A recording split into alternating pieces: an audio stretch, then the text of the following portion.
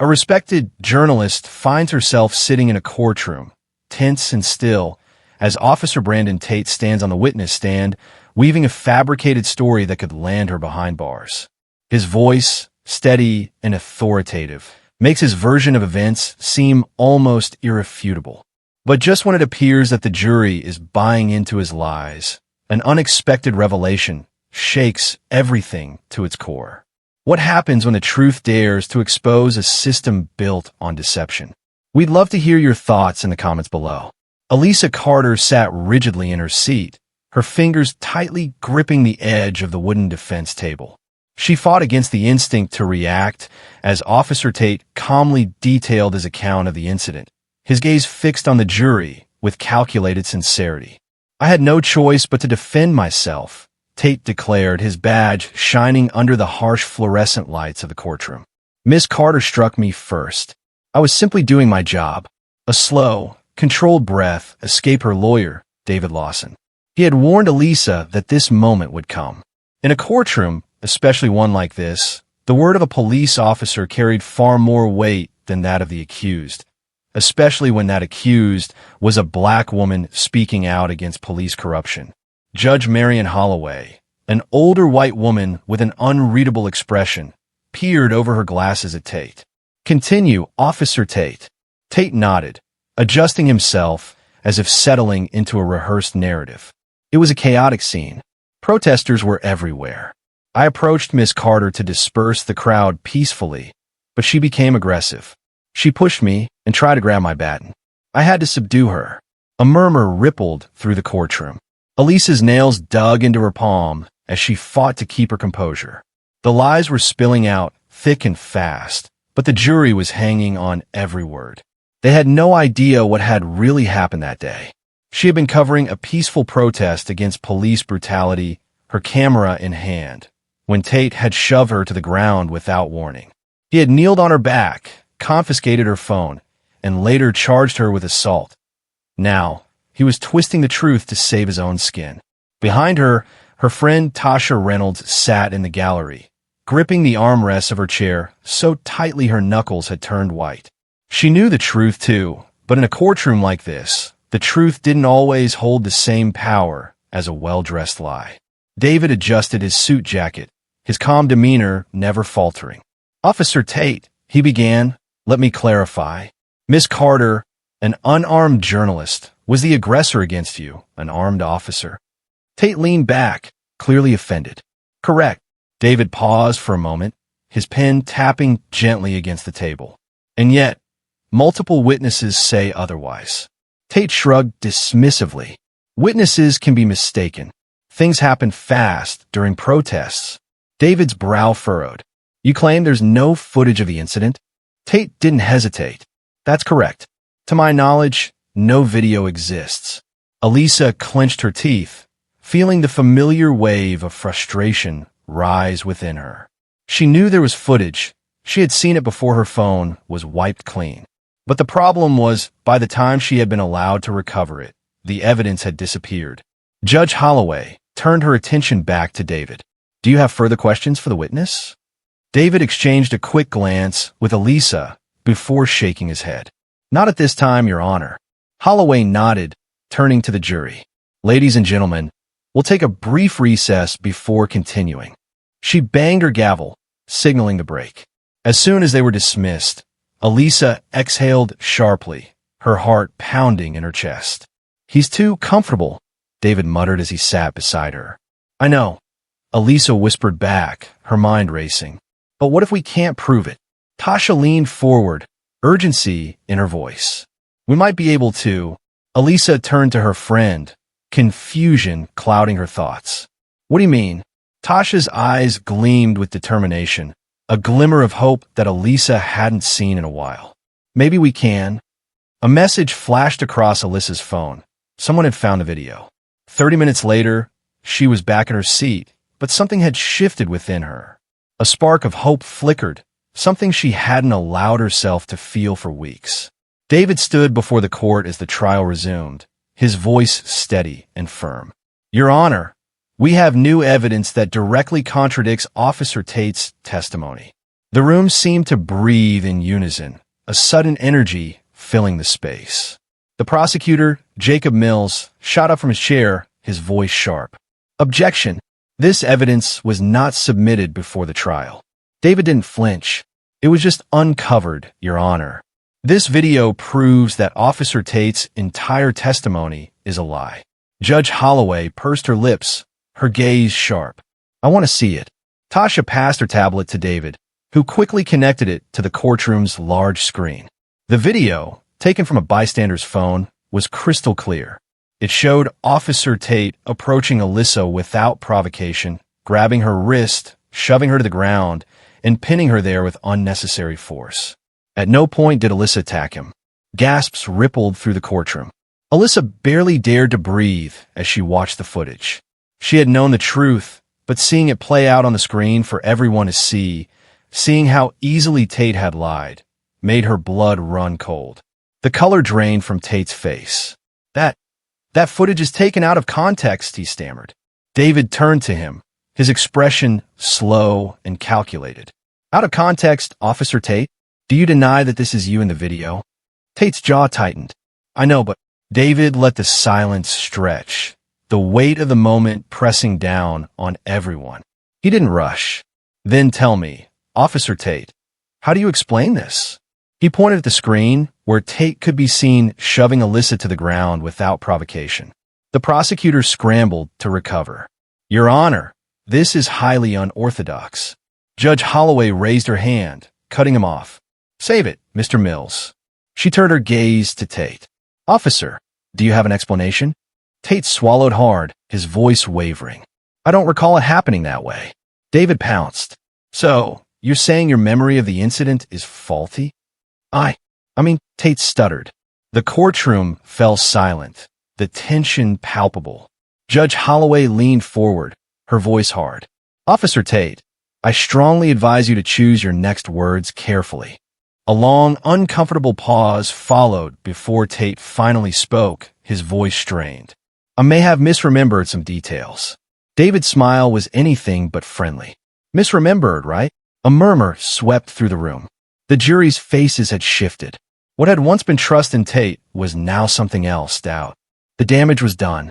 As the court adjourned for the day, Alyssa felt a shift in the balance of power. For weeks, she had been on the brink of being crushed by a system designed to silence her. But now, Tate was the one scrambling. Tasha gripped Alyssa's arm. That was huge. He cracked.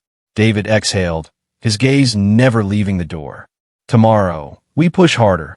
For the first time in weeks, Alyssa allowed herself to breathe. She believed she had a chance now, but deep down, she knew this was just the beginning. The next morning, Officer Tate walked into the courtroom, his posture rigid, his jaw clenched. But Alyssa could see it now, the barely concealed panic behind his eyes. His hands fidgeted as he adjusted his uniform. For years, he had worn that badge like a shield, but today it felt more like a target. Alyssa sat beside David, her heart pounding. Today was the day they had to break him. Judge Holloway entered the room, her presence commanding attention as she called the court back into session. Mr. Lawson, you may proceed with your cross-examination. David rose, his expression calm and methodical. Officer Tate, let's go back to your testimony from yesterday. Tate shifted in his seat, his gaze wary. Yes, sir, he muttered. You stated that Miss Carter assaulted you and that no video evidence existed. But we now have clear footage that contradicts that claim. David paced slowly, his eyes never leaving Tate. So tell me, officer, were you lying then, or are you lying now? A hushed murmur spread through the room. The prosecutor, Jacob Mills, sat stiffly, his mouth a tight line. He had been blindsided yesterday, and now his star witness was unraveling before his eyes. Tate swallowed again, his voice barely a whisper. I made a mistake. It was a chaotic situation. I misinterpreted the event in the moment. Officer Tate stammered, but David wasn't letting him off that easily. Misinterpreted? David's voice was cutting. You tackled an unarmed woman to the ground, kept your knee on her back, and filed a police report claiming she attacked you first. That's not a misinterpretation. Officer Tate, that's perjury. Tate's mouth opened, but no words came out. He was drowning, and David wasn't about to show mercy. Tell me, officer, was this truly just an isolated mistake, or have you done this before? David pressed, his voice calm, but carrying the weight of the moment. The silence that followed was suffocating. Tate's eyes flickered toward the prosecution table, seeking a lifeline, but prosecutor Jacob Mills wasn't even looking at him. It was clear that Mills knew Tate was no longer worth saving. Tate hesitated, his voice faltering. I follow procedures. David smirked, his voice dripping with irony. Is that so? Because I have another witness who seems to think otherwise. A sharp gasp rippled through the courtroom as the doors opened, and in walked Officer Miguel Ramirez, another cop, but this time not sitting in the defendant's seat. He walked straight to the witness stand, his uniform crisp and immaculate. Judge Holloway adjusted her glasses, eyeing David. Mr. Lawson, care to explain? David turned back to the jury, his expression unwavering. Your Honor, Officer Ramirez has come forward with explosive information not only about Officer Tate, but about a pattern of false reports and cover-ups within the department. Tate's face drained of color. Alyssa could feel her pulse quicken. She had known something big was coming, but this was beyond what she had imagined. David approached the new witness. Officer Ramirez, you've worked in the department for how many years? 10, Ramirez replied, his voice steady and measured. David nodded. And in those years, have you ever witnessed misconduct from Officer Tate? Ramirez shifted uncomfortably, but his answer was firm. Yes. Gasps rang out through the courtroom. Tate shook his head furiously, his leg bouncing under the table. This is ridiculous, he muttered, his voice trembling. Judge Holloway banged her gavel, commanding silence. Quiet, Officer Tate. You'll have your chance. She gestured toward Ramirez. Please continue. Ramirez cleared his throat before speaking, his voice calm but resolute. There have been incidents. Several excessive force reports that were either ignored or rewritten. False accusations against civilians, especially against black and brown individuals. I should have spoken up sooner. Behind Alyssa, Tasha let out a sharp breath. This was bigger than one case. David pressed on, his voice unwavering. And you have proof of this? Ramirez nodded slowly, his expression grave. I do. I have copies of altered reports. Cases where Officer Tate and other officers fabricated charges against innocent people. The courtroom erupted in shock, and Judge Holloway slammed her gavel, demanding silence. Tate looked like a cornered animal, his eyes darting around wildly. He turned to Mills, but the prosecutor refused to make eye contact. David let the silence hang in the air before delivering his final blow. Officer Ramirez, why are you coming forward now? Ramirez's jaw clenched, his voice firm. Because I was tired of watching innocent people get thrown in jail while men like Tate walked free. Something snapped in Tate. His chair screeched across the floor as he leaped to his feet, fury in his eyes. This is a goddamn witch hunt, he bellowed. You're all out to get me. Mills groaned, rubbing his temples. Sit down, Tate. But Tate wasn't listening. His desperation was unraveling, his composure cracking wide open. This is what happens when you side with criminals. His eyes shot toward Alyssa. You think you won? You're nothing but a troublemaker. If people like you just shut up, none of this would be happening. The courtroom fell silent. Alyssa refused to look away. She had faced men like him before. Men who thought their authority made them untouchable. But right now, Tate was losing control. Judge Holloway's face twisted with anger. Enough. Her voice was sharp and final. Officer Tate, you are now under investigation for perjury and falsifying police reports. Mr. Mills, I expect the district attorney's office to take swift action. Mills let out a slow, resigned sigh. Yes, Your Honor. Tate sputtered, looking around wildly. You can't do this. I was just doing my job. Officer Tate stammered, his voice trembling with desperation. Judge Holloway leaned forward, her gaze cold and unwavering. And now you'll answer for it. Two officers approached Tate, placing handcuffs around his wrists, and just like that, his reign was over. The trial wasn't finished yet, But Alyssa could already feel it. Things had changed. The tides had turned. As the courtroom began to empty, Tasha grabbed Alyssa's arm, her voice filled with barely restrained exhilaration. "Do you realize what just happened? That wasn't just about you, Alyssa. That was about all of us." David joined them, running a hand over his face, a tired but triumphant look in his eyes. "Tate's done. And with Ramirez's testimony, this is going to explode far beyond this courtroom. The department can't cover it up anymore."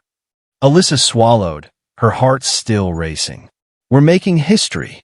David nodded, his tone serious. "Yeah, but the fight's not over yet." Alyssa knew he was right. Exposing one officer was just the beginning. The entire system, the officers, the prosecutors, the department heads who had protected him, needed to be held accountable. Alyssa squared her shoulders, determination flooding her chest. "Then let's make sure the whole world knows the truth." She wasn't just fighting for herself anymore. She was fighting for every voice that had been silenced before her. The courtroom may have erupted when the truth came out, but the fight was far from over. Corruption ran deep, and the people who had spent years protecting Officer Tate weren't going to let this slide. Alyssa Carter had won a battle, but the real question was, could she win the war? Let us know your thoughts in the comments below. Alyssa sat at the defense table, her heart pounding in her chest as the gavel struck against the judge's bench. "Order," Judge Holloway commanded, glaring at the still-stirring courtroom. "We are in a court of law, not a circus." Officer Brandon Tate stood frozen, his wrists locked in handcuffs. His face was a portrait of panic and rage. He had lied under oath, falsified reports, and now the world knew. But Alyssa knew this wasn't the end. Exposing Tate was just the first domino to fall. The entire system, the officers, the prosecutors, the department heads who had covered for him, they were all scrambling now. Her lawyer, David Lawson, stood confidently, his voice steady as he addressed the judge. "Your Honor, given the overwhelming evidence presented today, we request that all charges against Miss Carter be dismissed immediately." Jacob Mills, the prosecutor, looked like a man drowning. He knew he had lost, but he didn't want to admit it. "Your Honor," Mills began hesitantly, "this case has taken unexpected turns, but I'd like to request a short recess before any final decisions are made." David scoffed. "A recess? You mean time for the prosecution to figure out how to salvage what's left of their case?" Judge Holloway's expression darkened. "Mr. Mills, given the fact that the state's primary witness, Officer Tate, has been caught in multiple lies, I don't see any further need for delays. The truth has been made abundantly clear." Mills's lips thinned as he realized he had no more cards to play. "Very well," he muttered, defeated. The judge turned toward Alyssa, and for the first time in this trial, her expression softened slightly. "Miss Carter, you were falsely accused. You endured a wrongful arrest, public humiliation, and the weight of a justice system that failed to protect you. But today you stand vindicated." Alyssa held her breath as Judge Holloway took a deep breath and delivered the words that changed everything. "The charges against Miss Carter are hereby dismissed." The sound of the gavel striking the bench echoed like a gunshot of victory. Alyssa closed her eyes, relief washing over her in waves. It was over, at least this part of it was. As soon as court adjourned, Tasha grabbed Alyssa in a crushing hug. "You did it," she whispered fiercely. "No," Alyssa breathed, glancing around the courtroom. "We exposed it. That's not the same thing." David joined them, his expression thoughtful. "She's right. Tate's going down, but he wasn't working alone." Tasha's excitement dimmed slightly. "You think they'll try to sweep this under the rug?" David nodded grimly. "They always do." And sure enough, the backlash was immediate. Within hours, the police union released a statement defending Tate, claiming he had been a victim of political persecution. The department launched an internal investigation, but Alyssa knew this was only the beginning. The fight was far from over, and she was ready to take on whatever came next. Alyssa knew that the code, bury the rest of the corruption before it reached the public, was nothing more than an attempt to silence the truth. The headlines were everywhere. Exposed officer lied under oath. What else? Journalists targeted by police cleared of all charges. Department scrambles to contain fallout after officers' lies revealed. But there was one headline that made Alyssa's blood run cold. Protesters clash with police after explosive trial verdict. The unrest had begun almost immediately after her acquittal. That very night, hundreds of people gathered outside the courthouse, demanding a full investigation into the police department. Then, the police arrived in riot gear. Tasha slammed her phone onto the table in Alyssa's apartment. "Look at this," she fumed. "They're treating people like criminals just for wanting justice." Alyssa scrolled through the videos, protesters being shoved, people being dragged away in handcuffs, and tear gas billowing into the air. David sighed heavily. They want to scare people into silence. Alyssa stared at the screen, her fists clenching. Then we make sure they can't ignore this. The next morning, Alyssa sat in front of the camera, ready to do what she did best, expose the truth. Her live stream went live, reaching hundreds of thousands of viewers. "This is Alyssa Carter," she said, her voice steady but fierce. "And if you think this fight is over, think again." She recounted everything. The trial, the video evidence, the false police reports, and now the police's attempt to silence protesters. "This isn't just about me," she continued. "How many other people have been falsely accused, locked away, or worse, without the evidence to prove their innocence?" The comments flooded in. "We stand with you. How do we help expose them all?" Tasha sat beside her, her laptop open. "It's blowing up, Alyssa. People are watching." "Good," Alyssa said, her voice resolute. "Because the police aren't the only ones who can control the narrative." In the weeks that followed, the fallout only grew. Whistleblowers came forward, exposing years of fabricated police reports and wrongful arrests.